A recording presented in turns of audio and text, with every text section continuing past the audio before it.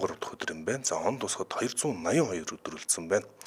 Яг одоо Улаанбаатарт за 4 градус тэг градусын одоо дулаан байна гэсэн бол өнөөдөр өдөртөө 4 градусын дулаан байх юм байна. За өнөө шөнөдөө маргааш хасах 9 хэмээн хүйтэн болж хүйтэрн за маргааш өдөртөө мегмар гарагт 8 хэмээн дулаан байна. За лав гарагт шөнөдөө хасах 8 хэмээн хүйтэн байх бол өдөртөө 5 хэмээн хүйтэн болох юм байх юм байна.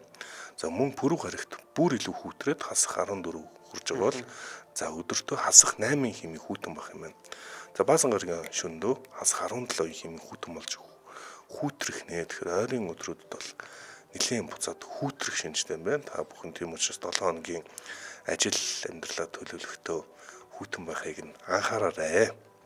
Хавар болохоор тэгээд ер нь бас хамаагүй нэмгэлж болдгоо шүү дээ тий. За одоо манай ээж авал байнга гэлдэг байсан ганган хүний үхэл хавар намар гэдэг. Тэгэхээр сая хэдэн сайхан өдөр өнгөрлөө. Гэхдээ энэ одоо бас хаварлалсан хойно эргээд бас хүүтэрч байгаа юм байна. За өнөөдөр дэлхийд өнөөдрийн нэвтрүүлэг дээр 3 сарын 24-нд ямар тэмдэглэлт өдөр болж байгаа тухай ярьдаг. За тэгэхээр 3 сарын 24-нд олон улсын амжилтанд хүрэгчдийн өдөр гэж тэмдэглэдэг юм байна. За амжилтанд хүрэх гэх юм уу? Ямар нэгэн та өөртөө зорилго тавиад тэрэндээ ингээд хүрээд амжилтанд хүрч ивэл энэ хүмүүсийг магтан дуулах өдөр гэж явд юм байна. За мөн одоо дэлхийн сүрээгийн өдөр гэж тэмдэглэж байгаа. Тэгэхээр илүү сүрээгийн өдөр нь илүү дэлгэрүүлээд бүгдээрээ ярьцгаая.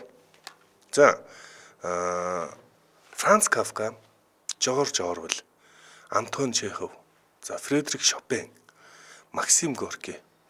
Одоо энэ романтик өвчин гэж үздэг юм байна. За яа. Романтик өвчин гэдэг нь одоо хүн болгоны сайхан одоо гой сайхан зүйлийн нэг нь юм туранхай, цонхохор байх нь европчуудад ялангуяа европчууд ер нь Азад ч гэсэн тийм гой сайхан бас харагдаж байгааг нэг илэрл гэж бас хараад байдаг. Тэгэхээр сүрээ тусахаар ингээд нөө цонхигоод тураад эсвэл ийм цонхгор цагаан арьстай олчхоор тийм гой харагддаг болдог. Тэгэхээр энэ одоо өвчнийг романтик өвчин одоо сүрээтэй хүмүүс их гой санагддаг байд гэх юм уу одоо тэгж бас боддог хүмүүс нэг хэсэг байж.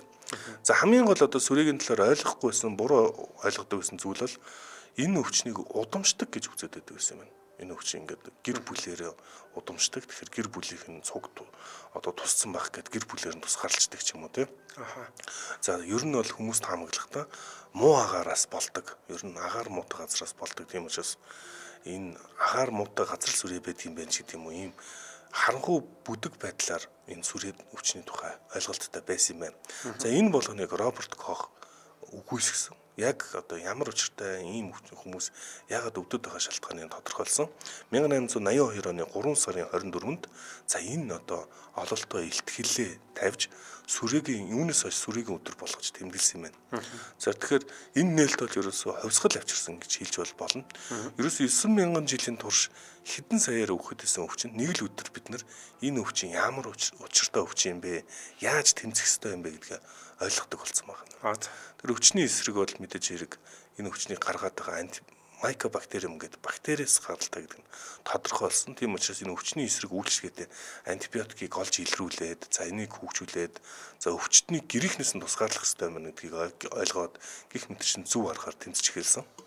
За тэгээд сүрээгийн тухай бол сонирхолтой баримтуудыг дурдвал хамгийн гол нь сүрээ бол маш зөвүүн өвчин. Ерөөсөө устгахад өвчтний онцлогоос хамаарат 6 сар хүртэлх хэмжилгээ шаарддаг. Тэгээд хамгийн гол нь энэ өвчин идэгдэг гэдгийг одоо зөвхөн идэгдэг гэдгийг одоо мартаж болохгүй. Зарим хүмүүс бол баг энэ цаазын ял сонсцсон юм шиг хүлээж авч бол хэрэггүй. Тэгэхээр дээрэс нь энэ бол зөвхөн ядуусан өвчин гэж боддог байсан юм саяг хүртэл ядуу хүмүүс л өвчдөг гэтэл энэ ядуу хоосон баян тансгийг ялахгүй.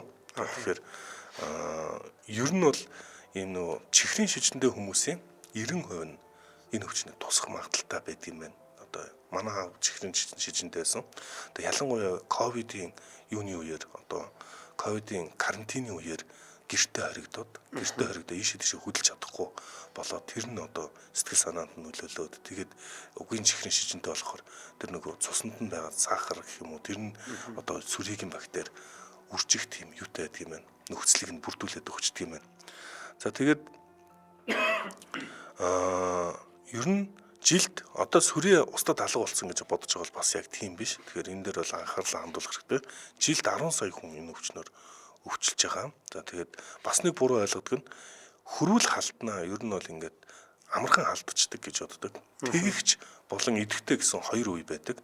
За хэрэг сүрээгээр өвдлөө гэхэд тэр хүн ингээд тэгж болчихж байгаа гэсэн үг. За идэвхтэй болно гэдэг нь тэр хүн өвдөөд удаад бүр ингээ ханийгаад яг идэвхтэй одоо сүрийн бактерийг гадагшлуулаад эхлэх хинөө хийлдэг. Тэр тохиолдолд биш бол тэлэхэд бусдад халдварладаг гэсэн үг бас биш. Энэ нь бас их ойлгох чухал юм билээ. За одоо бид нар мэдээж хэрэг энэ өвчнөд яаж тэмцэхээ мэддэг болсон. Өмнө нь мэддэггүй, ойлгохгүй байгаа өвчнөд янз бүрээр тэмцдэг байсан. За дээр үед бол одоо илжигний сүү уух, одоо сүрээ сайн байна ч юм уу. Эсвэл бүр алт идэхэд баг ингээд алтны жижиг ширхгэр идэхэд сайн байна гэж бодоод хүмүүс тэгж оролдож үзчихдэг байсан байгаа юм.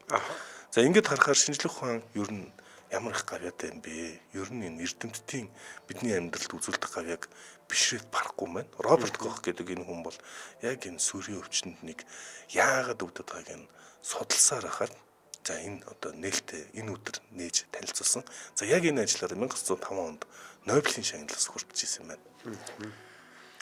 Тэгэхээр бас л юу юм те одоо бид нэр ерөөхдөө нөгөө өвчнүүдийн тухай зөндөө их сонсдог ингээд боддог ч гэсэн одоо яг сая ковидын үеэр бид нэр эрүүл мэндийн талаар бас илүү яг нөгөө практик дээр гэдэг юм ойлголт нэлээд сайн ингэж айл онол практик хоёрыг сайн олж авсан болов уу гэж санагддаг. Тэрнээс өмнө болохоор ямар нэг өвчин гарлаа л гэж сонсдог. Тэгээ бид нэр болгоомжлох ёстой гэдэг ч гэсэн яг тэр болгон дүрм журм заавар ээж урдсан сэргийлэх үү гэдгийг ингээл өнгөрөөгөө л байдаг.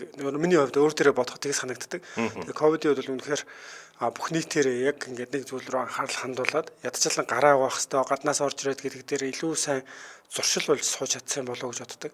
Тэгээд яг тэр вакцины гарлаа гэдэг зүйл чинь ингээд хүмүүсийн амьдралд бас нэг эргээд хэвийн амьдралдаа ороход одоо тий иймэрхүү гол хүчин зүйл байсан. Тэгэхээр сүрээгийн хувьд ч гэсэн бид нэр өмнө бол маш олон хүмүүс л бас эндчихсэн баг. Тэгээд 1905 он магадгүй бас нэлээд одоо хөндлөлтний түүхэнд бол чухал юм он байсан болов уу гэж бодож байна. Тийм ээ 1882 онд. Тий 80 онд байгаад 5 онд бол танилцуулсан 5 онд бол Нобелийн шагнал авч ирсэн байна. За би хамтран ажиллагчаа танилцуулаад тахыг та өөрлөгөө өнгийснөөрэ та интермед имлэг хамтран ажиллаж байна. Тэгэхээр интермед имлэгийн одоо төв имлэгийн дурангийн төв нь оншилгоо эмчилгээ хяналтыг цогцоор нь хийж байгаа.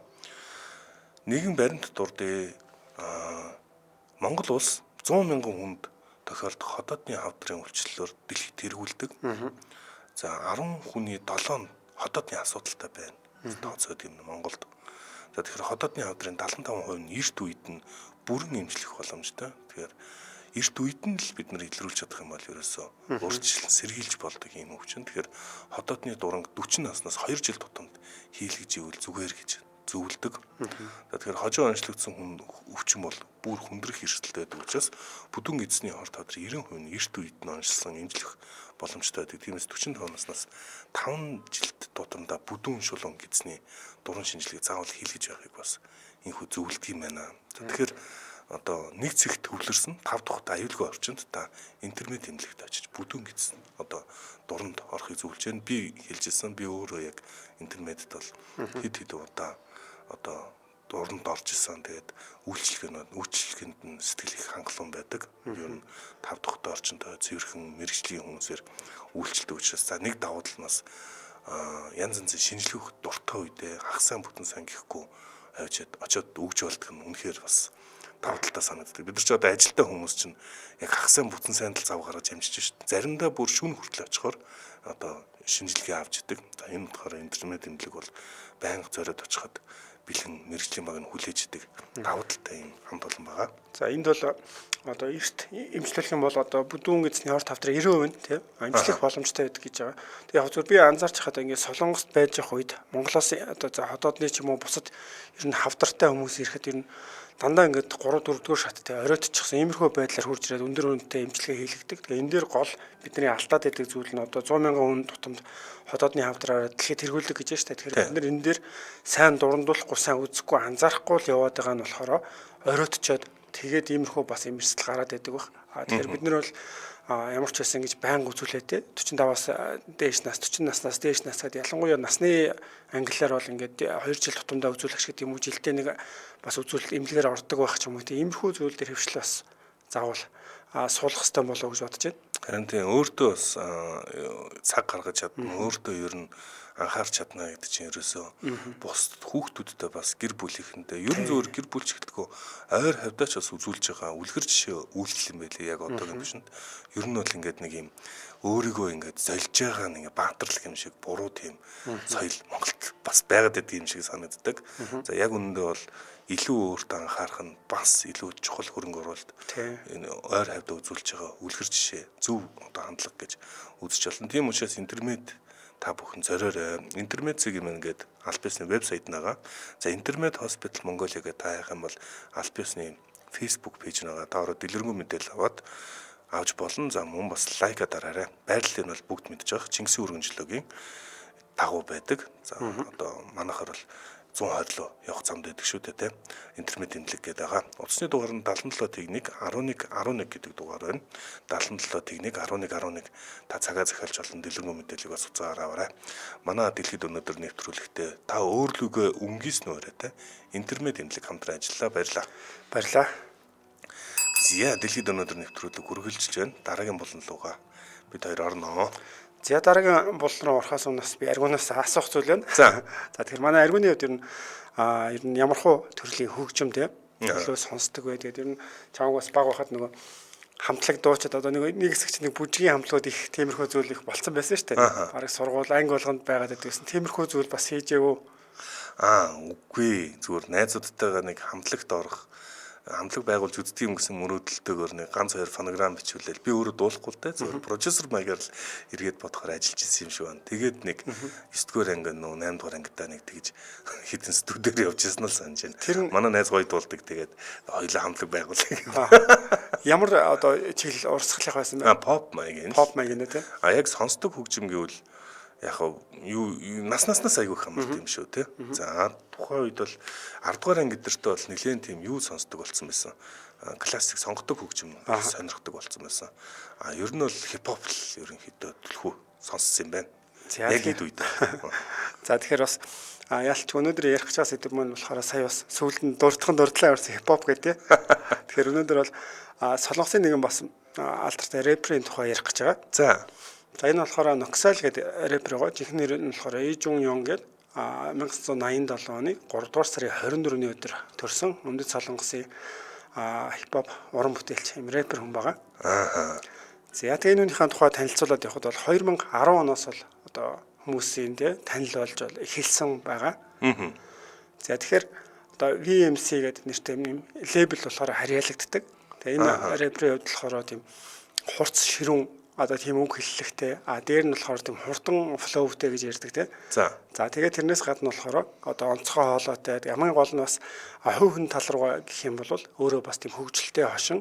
Тэр нь болохоор зарим нэг дууны үг батл хийдэг ч юм уу тийм. Тэн дээрээ бас харагддаг. Ийм рэпер байх нь. Чимээ минь одоо энэ юу яах вэ? Энэ хүний дууг сонсох уу? Яг миний хувьд болохоор зүгээр яг Shaman Demonic шоунд орж явахт нь тэр хэсгүүдээс нь сонсч байсан. Тэрнээс биш яг миний дуртай гэх юм бол өөр бас рэперүүд байгаа. Гэхдээ дуунуудыг нь сонсч байсан. Тэр нь сонсч байсан. Тэгээ би яг өнөөдөр бол зөвхөн энэ хүнийг бол манайхан бас төдийлөн сайн мэдэхгүй байж магадгүй. Гэхдээ би зөв энэ хүнийг ярингаас солонгосын ер нь хипхоп гэдэг урлаг ер нь ямар хизэнээс үүсэл гаралтай ямар хөө төвшөнд байдаг юм бэ гэдэг талаар илүү бас танилцуулаад явахыг бол бодож байна. За. Тэгэхээр энэ рэпер маань болохоор Shaman Demonic гэдэг ийм шоуны 6 дугаар сизонд бол оролцоод финал үлдснээрээ бол одоо хүмүүсийн илүү олонний танил болсон. Өмнө нь болохоор энэ шоуныхаа 2 дугаар шатанд бас орж исэн. Гэхдээ харамсалтай нь 2 дугаар шатанд бол бас гайгүй гэж үнэлэгдэжсэн юм байна. Хасагдчихсан ийм рэпер байгаа. Тэгээ сүүлд бол өөрөө бас продюсер буюу энэ шоуныхаа шүүгчийн багт бол ороод ажиллаад явсан байгаа. Тэгэхээр сайн хүмүүс нь л тэгээд явдаг байгаа. Тэгээд яг царай төрхийн гэх юм бол энэ рэперүүд бол жоохон урт өстэй. Тэгээд энэнтэй бас нэг холбоотой хөгжилтэй түүх байдаг юм байлээ л дээ. Нэг удаа найз охинтойгоо бас тийм нэг газар суугаад ингээд хуугаа сууж исэн юм байл та. Тэгсэн чи хоёр залуу ирсэн ээ. Хамт юм уух гэж хэлжсэн гэх. Яа. Ханаас нарсан юм байна л да тий. Үгүй яг гэхдээ яг нэг бас зарим зургийг харсан чи яг нэг солонгос залуучууд өөрсдөө тийм цэвэрхэн царайтай байдаг болохоор урдаас нь хараач гэсэн эргэлзэж бас болох үст тийм санагдсан. Тий. Яа, найзхан зүг яах нь штэ тий. Одоо манайх зөөлтөрөө чигдэх нь штэ тий. Яа. За тэгээд ерөнхийдөө энэ шоуныхын тухай бас би танилцуулъя гэж бодсон л да. Зөвхөн энэ шоуг би 3 дугаар удирдал 5 дугаар удирдал үзчихсэн. Тэгэхэд ер нь бол яг солонгост бас ямар хипхопын талаар ямар гоё юм бэ гэж санагцсан л да. Ягаад гэвэл тухайн ч юм уу 6-7 мянган үнд болохоор оролцохоор бүртгэл өгж байгаа байхгүй юу? Тэгээд бүртгэлийн одоо эхний шат одоо онлайн нөгөө анкетэр гэсэн үг шүү дээ. Тэрнээс нь хүмүүсийн шалгаруулад за тэгээд одоо том студент ингээд өчнөө игнийг ингээд хүмүүсийг зогсоочихсан. Тэгэл ерөнхийдөө тэр өмнөх одоо шүүгч нар тий өөр рэперүүд болохоор урд нь очиод 3 секундын боломж олгоно. 3 секундын дотор өөрийнхөө бэлдсэнийг одоо юугаа хэсгээ өглөөд тий 3 секунд тэгээ өөрийгөө яаж харуулж байгаа. Гэхдээ яг тэдний тэрийг болохоор шүүгч нар өөрсдөө ингэж тайлбарлаж байгаа юм л да. Ер нь бол хүнийг нэг хараад нэг жоохон мэддэг нэг анхны сэтгэл гэж байдаг штэ. Энэ хүнд юм байна уу байхгүй юу гэд нэг тиймэрхүү байдлаар ингээл хараад явцдаг. Тэгэл одоо баг нэг талаар явах илүү аз чийж магадгүй. Гэхдээ нэг хоосонгүй хүмүүс болоо зарим нь бол одоо юу гэдэг өөрсдөө аль хэдийн онлайнаар одоо сошиалар хүмүүс танил болчихсон. Иймэрхүү хүмүүс ч байдаг юм уу. Нөгөө талаар гэхээр одоо энэ болохоор рэпер болохоор солонгосын хипхопын 3 дугаар үеийн төлөөлөл гэж явж байгаа байхгүй. Тэгэнгүүт за 3 дугаар үе. Тэгэнгүүт ч ингээд яг одоо илүү модонд орж байгаа 2010-аас одоо хойш ч юм уу иймэрхүү рэперүүд байгаа. Тэгэнгүүт энэ олонний танил болцсон шүүгчнэр маань яг яаж юм гэхээр одоо бид нар дээшээ үе жишээ нь бодъё л та. За. Тэгэнгүүт одоо ингээд бодох юм бол одоо илүү тийм тий. За вэндэ боч гэдэг юм уу одоо юу гэдгийг ингээл тамир гэл сүүлийн үед ингээл юунод байгаа штэ. Илүү гаргаж байгаа. Тэнгүүд дээр үеийнхэн одоо дайн баягч байдаг юм уу одоо люминоч байдаг юм уу тэднэрийгээ ингээд яг жишээ нь хоролцсон. Нөгөө шоуг нь маш олон хүмүүс сонирхоод ахаар хуучны рэперүүд бас нэг жоохон олонний эргээд ингээд карьераа сэргийх хэрэгцээ байдаг ч юм уу тий. Тэгэнгүүт яг хуучныхаа дээр хүндлэл гэж баймар болох ч гэсэн шууд тэнцвэрлэхгүй хасангуудаа уучлаарай та яг л нэг хуучнараа ямар шинэ юм олох гэнгүүтээ шууд хасчихж байгаа байхгүй юу. Тэр мөр надад бас амар хэрцгий санагдсан. Тэгээ ямар юм бэ? Тэгээд ингээд 3 секундын дотор ингээд юу яаж байгаа штэ харж байгаа. Тэнгүү тэр нэлээд олон хүмүүсийг тэнцүүлж орж ирээд за тэг эхний шат гэдэг явангууд 60 секунд яг өөрийнхөө бэлдсэн аян дээр одоо зөв аян өгөнгүүт өөрийнхөө бэлдсэн одоо тий юугаа үгэлт явж байгаа байхгүй юу. Тэгээд нэг шатны явангуудаа тэрний дараагийн шатныгууд хоёр хүнийг зэрэг оруулж ирээд одоо нэгний эсрэг нэг гэдэг шиг тэг илүү ингээд юу зэрэг явуулангуудаа бие биенэрүүгөө бас дийсэлж болно. Ингээд явж байгаа. Тэгээд тэрний дараа гэх юм бол бас хэсэг хэсгээр ингээд багуудад хуваагаад продюсертайгаа нийлээд тэгээд бас яг утгаараа дисмис хийдэг ч юм уу. Ингэж явсараад хамгийн сүүлийн шатанд шалгараад ингээд ялагчлах юм бол маш өндөр шагнал авна. Тэр мундаг одууттайгаа цуг дуу хийчихэж байгаа. Ингээд ерөнхийдөө солонгосын тэр зах зээлд бол танил болоод явах боломжтой. Тэгэнгүүт энэ Noxal рэперүүд болохоор ингэж танил болохоос гадна өөрөө тэр одоо яг хүмүүстэй батл хийж явахдаа ч юм уу ингээд нэг тийм хошин ингээд хүмүүсийг татах нэг тийм юу байгаад байдаг ч өөрийнх нь бас тийм харизм ч юм уу характер нь тэгэнгүүт яг энэнгүүрээ бас танил болоо гараад ирсэн. Тэгэнгүүт солонгост бол ер нь миний ажилласнаар бол ямар ч төрлийнх байсан тий. Одоо за жишээ нь саксофонгийн алтар тамирчин тий. За эсвэл бол ингээд нэг дуучин за бүр өөр төрлийн хүмүүс байлаа гэхэд одоо холимог тулаанч байдаг юм уу. Нэг ингээ олонний танил болчихсон бол бас тэр шоу урлаг бизнестэй орж ирээд тэгээд шоунуудад оролцоод явах боломжтой байдаг. Тэгэнгүүт одоо тэд нэр ингээд харж байгаа ч ингээд бөөнөрөө суугаал нэвтрүүлгүүдээр оролцоо явж байдаг штэ. Тэгэнгүүт яг нэг уг анх алдартай болсон нь болохоор шал өөр төрлийнх тэгсэн нэг ингээ олонний танил болчоор гээ шоунуудад оролцоод ингээд олонний өмнө дандаа гараад явж байдаг. Тэгээ ийм бас онцлогтой байдаг. Тэгээ энэ рэпер болохоор одоо манайхаар жишээ нь өөрийнхөө стилэд имиж юм бол онцлог юм гэх юм бол люминогийн эмс ихэд ингээд байнга юм хар шил зүүж яддаг штэ. Тэр шиг яг бас юм байнга хар нүдний шил зүгөөд явж яддаг. Иймэрхүү стилтэй байгаад байгаа. Түрүүнд энэ оролцогч болохоор 3 дугаар үеийн төлөөлөл гэж юу нэлсэн штэ тий. Тэгэхээр энэ солонгосын хипхоп ер нь хизэнээс бас эхлээд ингээд явсан юм бэ гэд ерөөхдөө танилцуулъя л да. Тэнгүүт яг эхний хэдийн болохоор ингээд тэг үе гэж байгаа байхгүй юу? Ерөөдөө тооцохгүй явчихж байгаа. Тэр нь болохоор ингээд 1900 одоо чинь хамгийн эхний төлөөлөл нь хипхоп дуу гэхээр юм өгүүлдэг дуу гэх юм бол Хунсоо бом гэдэг юм дуучин байгаа. 89 онд бол гарч ирсэн. Гэхдээ тэр бол яг ингээд яг сонсонгууд ялчгүй зөвөр ингээд өглөх нь өглээд байгаа. Гэхдээ зөвөр ямар нэгэн байдлаар тийм райм ч юм уу ямар нэгэн байдлаар тийм яг хипхоп нөө жинхэнэ хипхоп арай биш байгаа юм л да. Биш нөгөө рэп маягийн болоод байна шүү дээ. Тэгээ одоо Солонгос жишээ нь Randy MC гэдэг тэнгууд 86 оны тэр одоо хипхоп алдартай дуу ингээд Солонгос нэлээ бас хит болж ирсэн юм байл л да. Тэр нөлөө байгаа. Яг Монголыг бодоход Солонгос өөрөө ингээд 80-аад оноос хойш 80-аас 90 оны хооронд ерөнхийдөө ингээд гадагшаага солонгосчууд их чөлөөтэй зорчдог болж гисэн. Манайх ч 90 оноос хойш ер нь монголчууд улсууд руу зорчдог болсон шүү дээ. Тэгэхээр Солонгосын хувьд одоо Америкт жишээ нь нэлээ эртнээс гарцсан хүмүүс байгаад байдаг тийм. Америкийн солонгос ч гэдэг юм уу Солонгосын Америк гэж ингэж хэлээд нөгөө холимог юутай болцсон цустай болцсон хүмүүс байгаад байдаг. Нөгөө талаараа гадагшаа яваад сураад ирсэн хүмүүс маань тэр соёлын нөлөөг авч байгаа. Дээр нь болохоор Солонгостой өөрөө бас Америк цэргийн баазууд ч юм уу Итеон гэл ингээд одоо тэнд явж байгаа хөгжмөн нэг өөр те. Тэр утгаараа ерөнхийдөө анх болохоор хипхоп орж ирсэн. Гэтэ яг нэг Монголтай адилхан илүү нөгөө бүжиг маягаараа бас нөгөө одоо хипхоп бүжиг те. Энэ нь бол илүү явж эхэлсэн. За тэгээд одоо яг 92 он гэхэд SOTG and Boys гэдэг одоо хамтлаг. Яг энэ нь болохоор хипхопын нэгдүгээр үеийнхэн гэж бол ярьдаг байхгүй юу? SOTG Boys. SOTG and Boys. Тэгээд эднэрийн хувьд гэхээр болохоор яг нөгөө бас өглөлт одоо яг дээр нь болохоор тэр рэп бүжиг байна штэ. Тэрийг түлхүү бүжиглдэг байсан. Тэгээд эднэрийн нөлөө ингээд маш хүмүүс залуучууд хүрээд ирсэн чинь одоо яг нөлөөгөөр нь одоо бидний хүмүүсдэг энэ бейсболын малгай ч юм уу тий яг нэг чөлөөтэй хувцлууд бол Солонгост маш их одоо хит болоод хүн болгон хүмүүсдэг болоод одоо намдаймын зах гэлэгдэх ч юм уу тэр аваар ингээд ялангуяа их төвлөрдөг. За дээр нь одоо ингээд залуучууд Итеонаас гадна одоо Итеоныг одоо Канамд ингээд залуучууд ингээд шоуддаг гэж ярьдаг штеп. Тэнгүүт тэнд хөгчүүд очт юм а хүндээ дээр бол ингээд залуучууд яг эд байдаг газар гэж ярьдаг байхгүй. Тэнгүүт одоо тэр хүндээд байдаг подол руу ордог ч юм уу ерөөхдөө тийм доошоо ордог шөнийн клубүүдэд хипхоп илүү тэндээ ингээд үүсч хөгжиж исэн. Би нэг асуулт асууж байгаа. HOT жишээ нь хипхопт орохгүй дээ. Би одоо сайн мэдэхгүй болох асууж байна. HOT одоо жишээ нь юу яаж байгаа юм л да. K-pop-ийн илүү ингээд үндэс суур те одоо танигдах тэр юг тавиад явчихсан. Яг гоо бас өгүүлдэг гэх юм дуунууд зөндөө байгаа шүү дээ. GTL ч гэдэг юм уу те. Тэгэнгүүт энэ дээр одоо жишээ нь яг нэг одоо түрүүний юмний хэлсэн Америкт байдаг солонгосууд ч юм уу те.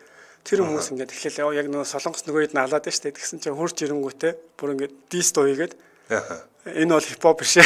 Тэгээ энэ бол юу гэл ингээд одоо яг нэг өөртөө болонгоч одоо жишээ нь тэр Drunken Tiger гэдэг хамтлаг одоо бас нэг юм Tiger JK энэ төр гэдэг юутай одоо дуучтай амниг лейбл нэг юм юу crew байгаа байхгүй. Тэд нэр одоо жишээ нь ингээд Америкт ингэж өсөөд тэнгуүтэй жишээ нь 91 онд одоо юутай за Ice Cube байсан. За Ice Cube-тэй ингээд тийм нэг бүр шоу арга хэмжээнд нь оролцож байсан гэж байгаа байхгүй. Тэгээд ингээд би нэгээд дийсэлдэг ч юм уу тэр ингээд болдог хүрээлэлт нь ингэж ороод тэр дууныхаа үгэн дээр хүртэл солонгосуудын Америкт байгаа солонгосуудын тухай ингэж анх бас гарч ирсэн юм байл та. Тэнгүүч өөрөө тэр хүн тэнд анханаас нь тэр соёлыг мэдэрчээр солонгостой ирээд бас уран бүтээл хийж үзсэн юм байла. Тухайн үед цаг үе нарийн хүлээж авах болоогүй байсан. 92 онд тийм 93 оны тэгсэн чинь 97 онд яг хурж ирээд дуу гаргаад одоо яг тийм дист дуугараа тэр нь бол нэлээ хит болоод тэгээд тэднэрийг болохоор одоо тэр Tiger JK гүнгүүч солонгосын бас хипхопын яг үндсэн хипхоп те тэрний загалмаас эцэг гээд бид нар ч гэсэн ер нь ингээл сонсонгууч одоо миний хувьд ингээл багасаа яг азтай гэх юм бол яг хар сарны хар тас гэл ингээл бид нар ч ялчгүй нөгөө цирктэйг ойрхон ч юм уу те ингээд шоу болохоор эсвэл хөгжим болохоор ороод үзчихдэг нэг жоохон хөвгтэйсэн болохоор бас харьцангуй гайгүй оруулцдаг. Тэгээд Luminoch гэдэг юм уу те байлан дагуулагч тайм баян их ингээд хамтлагууд явангууч нэг тоглолтуудын анх үзчихсэн. Яг тэднийг сонсоод өсчингүүч сүүлд ингээл одоо уянгийн хайрын дооны хипхопыг гараад ирэнгүүч нэг хүлээж жоохон бас нэг арай жоохон энэ жоохон мяа гэсэн байдлаар нэг их сонсдгоо ч юм уу тиймэрхүү гадуурхдаг маяг тий. Тэгээ одоо нэг жоохон тиймэрхүү оюу байдаг штэ. Солонгост бас яг тэр тал дээр нэлээд тийм одоо ялчгүй тийм юу байсан юм байлээ л дээ. Зиндархдаг тийм үзэгдлээсэн штэ. Үндсэн хипхоп өөртөө яг Америк тэрнэр чиг ингээд соёлыг үзэж байгаа штэ. Тэгээд нэг оригинал хипхопыг мэддэг тий. За тэгэнгүүт тэр хүмүүс маань ирээд ингээд илүү солонгост одоо яг нэг хипхопын юг тавиад, суурийг тавиад ингээд явж байгаа. Тэгэнгүүт яг 2 дугаар үеийн хипхоп гэдэг нь болохоор илүү олонний одоо хүртэл болсон. Одоо эндээс манайхны мэдхээр гэх юм бол одоо жишээ нь Lisan гэдэг Gary Kill гэдэг хоёр юм дуучинтай. Тэр жишээ нь би сая ингээд таксин цуг авч яхад яг нэг нөлөөгийн үнэнгээ гэдэг бас тэр таксин ажиллаж тавьсан явж байлаа л дээ. би чам үнэнгээ хэлээ гэдэг нэг бүдүү хоолой тэ Монгол мэдэн штэ би тэгээд сонсч лээсэн. Тэрний яг оригчин болохоор Солонгост яг Солонгос дуу юм биш үү? Лисан гэх тэ. Тэнгүүч одоо манайхан бас яг Солонгосын тэр 2 дуурын хипхопод юу орно мэдгүй өшөө бас funk with Y гэл ингээл дуу явдаг штэ тэ. Тэгээ тэр гэхэд яг нөгөө freestyle гэл нэг хамтлагийн бас тэр дуу байдаг ч юм уу. Ерөөдөө манай танигдчихсэн. Одоо тэр дуунууд Солонгосын 2 дуурын одоо тэр хипхопод гэсэн. Би тэр дуунуудыг бол одоо хүртэл яг ингээд ер нь сонсоод явдаг. Надад хамгийн тохиромжтой байдаг гэдэг юм. Аа. Ер нь хүн тэгээд яг залуу 15, 14-өөс одоо 18, 19 наснда хамгийн их хэмжээгээр хөгжим ашигладаг. Тэр үедээ хамгийн их сонсцсон дуунууд одоо хүртэл ингээд нөө насан туршдаа бараг тэд нэг тийм юу болоод үлдчихдэг юм шүү те. Энэ үедээ л яг ингээд сэтгэлгээд гацч ингээд. Аа. За тэгээд ерөнхийдөө ингээд ер нь 10 жилээр нь баг тоолоод яваад болчиход байгаа байхгүй. Дараагийн үед 3 дугаар үеийнх нь гэхээр илүү одоо нөгөө хипхоп урсгалаа гадагшаага бас таниулаа одоо J Park ч гэдэг юм уу TP Live гэдэг л ямарсан тийм бас нэг crew байгаад байдаг. Ерөнхийдөө ингээд одоо сүүлийн үед гарч байгаа манайхан одоо жишээ нь 3 дугаар үеийнхээс нь бол энэ танилцуулж байгаа энд хипхоп байна. Дээр нь Монголд ирээдсэн Blue Downtown Baby гэл ингээл манайхны дундаас нэлээ хит байгаад байдаг штэ. Тэр уран бүтээлчд бол ер нь бүгдээрээ л ороо явчихж байгаа. Тэгээд одоо Big Bang ч гэдэг юм уу ялч одоо BTS гэдэг энэ хамтлагууд бас дэлхийрөө ингээд гарч байгаа шүү дээ. Тэнгүүт яг одоо жишээ нь Big Bang-ийн G-Dragon биш үү? Тэнгүүт G-Dragon-ы яг өөрийнх нь юу уран бүтээл байгаа байхгүй яг хипхоп илүү яг нөгөө техникээр хүлээн зөвшөөрөгдсөн. Тэр нь өнгөч 2001 онд өөрөө юм жоохон байсан. Тэгсэр нэ бас гаргаж ирсэн дуу нь бол яг тэр шилдэг 50 дуу гэдэг одоо оруулаад ингээд явна штэ. Тэр дотроос явж ядг юм байлаа. Илүү нөгөө манайхаар бол одоо Bobby D гэл дижитал юм гэл бас тийм яг өсвөр насны хүүхэд дуулдаг штэ. Яг тэр шиг тиймэрхүү маягаар бас гарч ирсэн юм байлаа. Ингэсэн мэн Чимба BY-д дуртай байхаа гэдэг. Отгон баяр бол дотор хонгот юмсан байна. BY гэж. Тий одоо бас яг энэ Шомол Демоны энэ шоун дээр оролцоод ялагч алж исэн юм хүн байгаа. Ааха. За бөөрбөл бондгор Чимба яг цагаан 50 cent шиг харагдаж байна. Зэ хамтран ажиллагчаа танилцуулах юм. Манай дэлхийд өнөөдөр нэвтрүүлэгтээ хиймэл оюун суурилсан иргэнэ хамгаалдаг Mongolia хамтран ажиллаж байна. За тэгэхээр үнэт цаасны компани данс нээх тухай мэдээлэл өгöd. Үнэт цаасны дансгүй иргэдэд зориулан Mongolia системд үнэт цаасны компаниудаас сонгосон данс нээх үйлчилгээг шинээр нэмэгдсэн байна Mongoliad. Тэгэхээр та Mongolia системд амжилтаа нэвтрээд профайл цэслэг орохоор үнэт цаас хувьцаа гэсэн цэс байгаа. За энэ цэс рүү ороод үнэт цаасны данс нээх гэсэн товчийг дараад дэлгэцэн дээр харагдаж буй үнэт цаасны компаниудаас сонголтоо хийх боломжтой байна. За тэгэхээр интернеттэй орчинд 24 цаг 7 одоо хоногийн турш үйлчлэгээ үзүүлдэг Mongolia бол за fingerprint, face одоо болон биометрик таньж бас нэвтэрч болдог. Аппликейшны скан тавьж ашиглан компьютерт хэлбэрээр бас нэвтэрч болно. Тэгэхээр үндэсний чат ашиглан чатлж бас болно. Бичиг баримтуудаа нэг доороос харах, дүрд байгаа мэдээллийг нэг доороос авч үзэх, ажлаа бүтээх тань туслах багц үйлчилгээнүүд байдаг. Тэгэд иргэдэд эрэлттэй байгаа болон сүүлд хайсан үйлчилгээг тань санал болгож өгдөг. Дуу хоолойг ашиглан үйлчилгээ хайх бас боломжтой. Яаралтай түргэн тусламжийн дуудлага энэ системээр аппликейшнээр хийх боломжтой шүү. Надад бол энэ Mongolia бол бүр үнэхээр ингээд сэтгэл хангалуун байдаг. Надад нэг гайхшруулж ирсэн зүйл нь иргэний үнэлгээ алга болгоод тэр чинь ингээд бөө юм болдог шүү дээ. Зүгээр аппликейшн рүүгээ ороод иргэний үнэлгээ захиална гэд тэг бүр хургуулээд гэрт авчихсан. Би зүгээр шок. Юу болоод байгаа юм бэ? Би бас яг нөгөө ийм төрлийн үйлчлэгийг ингэж гоё авчихсан болохоор юу болоод байгаа юм бэ гэд. Нөгөө юунтай машин тавьж байгаа цагтаа зогсоод үнэлгээ авч яваагүй байж байгаад бас аюугаараа хэлж болчихсон. Тэнгүүд шалгачж байгаа шүү дээ. Тэр нь одоо бид нэр бичиг баримт яг хэрэг болгонгууд Mongolia-аас авчиж байгаа. Зүгээр энэ дээр яг илүү онцлмоор байгаа нь болохоор гадаадд байгаа хүмүүс ингээл мөнгө хадгалах гэдэг дээр тий илүү боддог шүү дээ. Монголдо яах вэ гэл бас нэг үнэт цаасны компани гингүүч нэг Монгол байхгүй учраас одоо боломжгүй байгаад байдаг тийм зүйл байгаад байдаг. Тэнгүүд энэ дээр бас ийм боломжтой болсон гэдэг надад бас нэлээд гадаад хүмүүсийг сонирхож үзээсэй гэж бол бодож байна. За тэгэхээр Mongolia-га гадаад байсан ч ашиглаж болно. За хамгийн бас нэг гоё цэсэн жишээ нь одоо нийгмийн даатгалын төлбөрөөр хүртэл шууд ингээд Mongolia-гаар л татаад авдаг болсон. Үнэхээр бас олон ажлыг, амьдралыг хөнгөлж байгаа за ийм үйлчлэгээ энэ удаад үнэт цаасны компани данс нээх боломжтой болсон байна. Та бүхэн сонирхоод үзээрэй.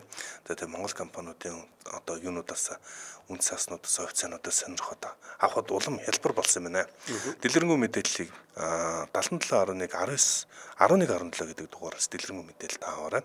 77.11 ийм Монголигийн өөрийнх нь одоо утас юм байна.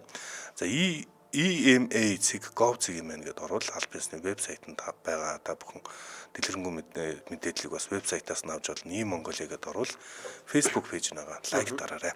За манай дэлхийд өнөөдөр нэвтрүүлгийг Хиймэл оюун суурилсан иргэний хамгаалдаг Монголиа хамтран ажиллаа. Баярлалаа. Баярлалаа. За дэлхийд өнөөдөр нэвтрүүлэг үргэлжилж байна. Өнөөдрийн төрсэн алдартан бол Ногсаал гэсэнтэй би нэрийн зөв санаж байна уу? Ногсаал төрсэн байна. Дараагийн болонлогоо орцгоё те. За өнөөдөр дэлхийн түвшинд ямар үйл явдал болж ирсэн бэ тухайд 3 сарын 24-нд Хале Берри, Дензел Вашингтоноор Оскар авч ирсэн байна. За энэ одоо 2002 он бол маш чухал жил гэж тооцогдож байна. Яагаад тэгэхээр эмэгтэй хамгийн анхны Оскар авсан хүн бол Хале Берри. За мөн одоо Дензел Вашингтон бол одоо 2 дахь одоо Оскар авсан хүн юм байна. Энэ мэтчлэн эрэгтэй эмэгтэй хоёр төрөлд хоёуланд нь Америк нэгдсэн улсын одоо кино урлагийн тэргүүн шагналыг хар ярьсан авсан гэдэг онцгой өдрөөс тохиолсон ийм өдөр юм байна. За мөн бас муу бас үйл явдлууд болж байгаа. 1989 онд Аляскийн ойролцоо асар их хэмжээний газрын тос асгарсан байна. Тэгэхээр энэ мэдээллийг би хүргэе гэж бодлоо. Илүү сонирхоод үзье юу болсон бэ гэдэг. За Америк нэгдсэн улсын Аляск мужид 1968 онд Прудхо эрэгт нь асар том нефтийн орд олдсон байна. За нөөц нь бол 3.1 тэрбум тонн гэж байгаа. Манай Дорнотын Тамсаг булгийн ордоос 8-аас 10 дахин 12 дахин том юм авраг том орд Аляскаас олдсон. За энэ ордыг дэлхийн хамгийн том компаниудын нэг Exxon компани илрүүлсэн юм байна. За тэгээд тасралтгүй Америк нэгдсэн улсын нефтийн дуусшгүй их хэрэгцээг Exxon компани Аляскт нь олборлоод буцаад Америк руу Америкийн одоо хэсэг рүүгээ зөөж одоо том мужууд руу зөөж авчирч ингэж эдийн засгийн эргэлтэнд оролдог байж Exxon авраг том компани ер нь бол маш том компаниуд өөрсдөө ч тээврээ бас хийдэг. Тэгээд Аляскаас Калифорни муж руу сардаа нэг удаа инхүү рейс хийдэг байсан байгаа. Газрын тус одоо дүүргэж далаагаар гэсэн үг тийм. Далаагаар. 1989 оны 3 дугаар сарын 24-нд Exxon компани авраг том Вальдес энэ чинь маш том аврах хөдөлгөөр ингэ зөөдөг. Вальдес нэртэй хөдөлгөөр рейсээ хийхдээ 38 мянган тонн нефт ачаад Калифорниг зорж исэн байгаа юм. За Вальдес хөлгийн ахмадаар Hazelwood гэж хүн одоо ажиллаж исэн. 53 настай ахмад насаараа ерөнхийдөө ажилласан өөртөө нэлийн ихтгэлтэй югзэр нэгэн байсан байж таарч байна.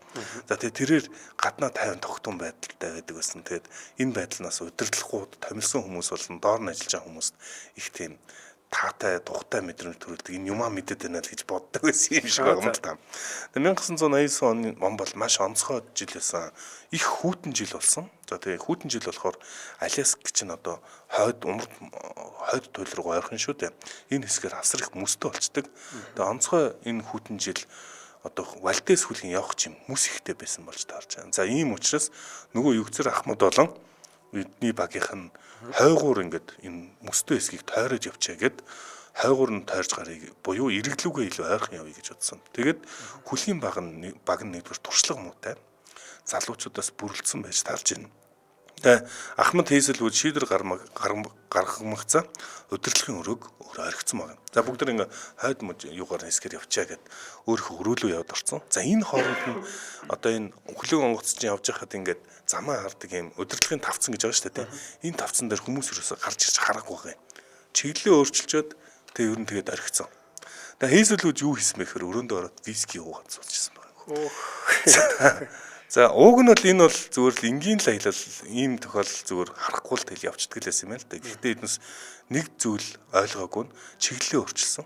За чиглэл бол яг энэ хойд хэсгэр бол юу яаж байгаа их тийм гүйхэн газар тоолж тарж. За тэгэд энгийн аялал үргэлжилжсэн гинт хүчтэй дөргилт мэдэрсэн гэж байгаа. За тэр үед хойд хэсгийн эрг одоо их гүйхэн гэдгийг мартсан байж таарад аврах том хөлгөөр иргэдэд газар шууд иргэдсэн байгаа. Тэгэхдээ том хад асгаар хавцлыг одоо цоолоод одоо онгоцоо цоолоод асар их нефт одоо ингээл далаараа асгарч эхэлж байна тийм. Хөлгийн баг яаралтай төрийн тусламжид хандаагүй бас их гайхалтай. Ууг нь бол ингээд энэ тохиолдолд аврын протоколын дагуу арга хэмжээ одоо хүлгийн багт бид нар осол олчлоо гэж хэлэх хэрэгтэй байдаг юм байна. Энэ дагуу протоколын дагуу ч үйл ажиллагаагаа явуулаагүй. За тэгээ хүлгийн гишүүд туршлагагүй хамгийн гол нь Ахмад нь согтуу байж таарсан. Энэ ахмадуудаас л их болох юм а тий. Харин тийм. Тэгээ энэ 4 цагийн турш түүхийн нефт одоо байгаль дэлхийр цутгасаар байгааг юу ч хэлэхгүй дэмийл одоо нааш цааш гүйцгэсэн болж таарж байгаа юм. За тэгээ дууг нь туршлагатай хүлгийн баг онгоосын хэсгийг тусгаарлаа дасгалтыг зогсоож болох байсан. Нэг талаас нөгөө талаар мөн хүлгийн ахмад шийдэмгий байгаад хурдан аврах багт мэдэгдсэн бол туслах хүчин хурдан ирээд энэ их одоо нефтийг асахгүй баг арай баг голдон тайм гэдэг чинь яг тийм болсны дараа яг нөгөө арга хэмжээ авч болох үе гэдэг хэсэг байх цаа тийм. За тэгээд Exxon Valdez-ийн хэрэг Америк нэгдсэн улсын түүхэнд 2 дахь том далайд одоо нефть асгасан хэрэг болсон. 2010 онд British Petroleum гэдэг BP компани Мексикийн болонд бас нэг асгаж таарч ирсэн. Тэр нь нэгт орд юм байлээ. За гэхдээ энэ бол хойд хэсэгт гэдгээр онцгой одоо Америк нэгдсэн улсын Аляск мужи бол онгон дагшин байгалаар алдартай газар. Энэ онгон дагшин байгалийн газар 38 мянган тонн нефтийг зүгээр л ингээд асгаа хийсэн байна. За ийхүү одоо Америкийн нэгдсэн улсын Аляск мужийн 2001 км-ийн турш 2100 км-ийн турш тэр чигээр бохирдож далайн хав, халиу, минж, халим гэд мянган далайн амьтад одоо үхэж өргөцсөн. За тосонд бохирдно хамгийн гол нэгдэг юм байна. Үс харьсан ингээд тосонд барьцалтчихаар хүүтнээс хамгаалах чадваргүй болоод төрчихдөг юм байна. Тэгээ ерөөсөө яаж өгсөн мэхэр хүлдэж өгцгээсэн байгаа. Зүгээр жоохон тосонд ингээд аваад бинтэн тосны ингээд ийшээ тийшээ нарчгаар дараад хүлдээд өгчдөг юм байна. 250 мянган шувуу хоригдсон гэж үздэг юм байна. Тэгэхээр одоо энэ загас болон зэрлэг байгалыг хамгаалах одоо хороо энэ тооцоо гаргасан. Шууд тосонд зунгаарлахаараа нис чадгаа болчдөг. Одоо усан дээр ингээд тогтохороо хөвч чадгаа болчдөг. Тэгээ живж үцгэсэн чадвараар.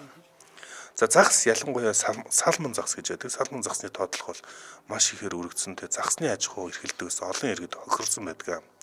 Exxon компани нийтдээ 7 тэрбум доллар энэ хэрэг зарцуулсан. Гэхдээ яг цэвэрлэгэнд 1.8 тэрбумыг зарцуулсан болж байгаа. Тэг үлдснийг нь юу зарцуулсан гэсэн чинь нөө шүүхтэж явж тийм чи бөө ингээ бичиг цаасны араас нь ингээ ингэсээр хагаад ийм зүудл одоо ихэнх мөнгөний одоо зарцуулсан гайхмаар байна тий. Тэгэхээр энэ хэрэг нь хүний анхаарал боломжгүй ганц мөчөөс торгон мөчөөс ингээд болж хэр их хохирол ялангуяа байгаль дэлхийд бас хохирох болон учруулах боломжтой маш том сануулсан хэрэг гэж одоо явд юм байна тий. Тэгээ одоо бид нар чинь нөгөө амтны амьд хөрвөл одоо нүгэлгээл хийдэг штэ. Энд чинь одоо энэ буруутай үйлдэлээс нь л 250 мянган шувуу одоо бусад амьтнууд гэхээр маш их одоо эколог байгальд бол амар. Тэг үнэхээр бас хохиролтой тий. өдөр байгаад байсан байна тий. За энэ хүрээд манай дэлхийд өнөөдөр нэвтрүүлэг өндөрлөх болсон байна.